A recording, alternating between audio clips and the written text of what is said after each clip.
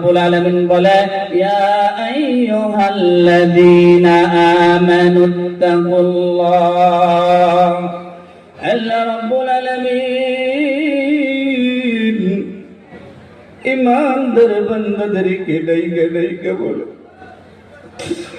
এই ইমানদার বান্দা, আমি আল্লাহ কি তুমি ভয় করো?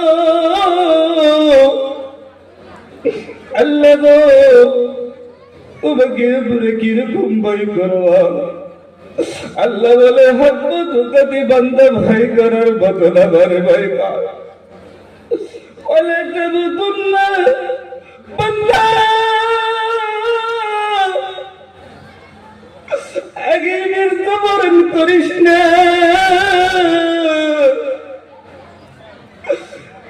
কেন করবি আগে মৃত্যুবরণ?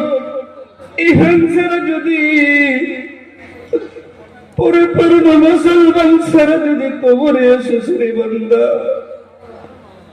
কবর কারো জন্য বন্ধ, কবর কারো জন্য আপন নাই রে বাবা। কবর খুব ভয়ঙ্কর রে বাবা। যারা কেমন করিয়ে কবরে চলিয়া যাবে, আবার বন্ধুগণ কবরে যাওয়ার সঙ্গে সঙ্গে তিনটা প্রশ্ন করবে। কয়টা গা? এক নম্বরে জিজ্ঞাসা করবা মান রব্বুকা, তোমার রব কে ছিল? তুমি যদি আল্লাহকে ভয় না করো, আল্লাহর প্রতি আল্লাহর হুকুম আদায় না করো, তুমি ওই কোটির কবরের মাধ্যমে তুমি বলতে পারবে না আমার রব আল্লাহ ছিল। মান দিনুকা, তুমি যদি দিনের পথে না চলতে পারো, তুমি বলতে পারবে না আমার দিন ইসলাম ছিল। মান নবিয়ুকা, নবীর সুন্নাত মোতাবেক যদি আমরা চলতে না পারি গো,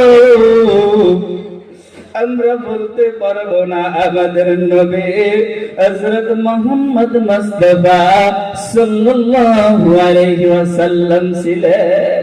বলতে পারবো না।